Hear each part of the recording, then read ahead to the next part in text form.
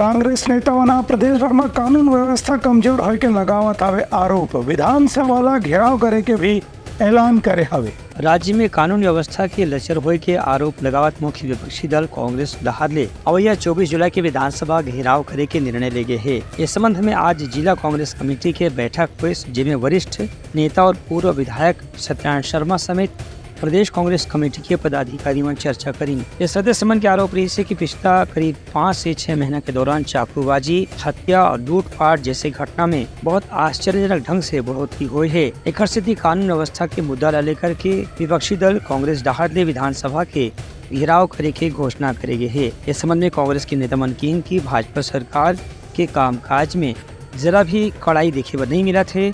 यही पाए कि ग्रामीण हो या शहरी दोनों क्षेत्र में लगातार अपराध की घटना बढ़त जावत है। ब्यूरो रिपोर्ट मुतलंघा न्यूज।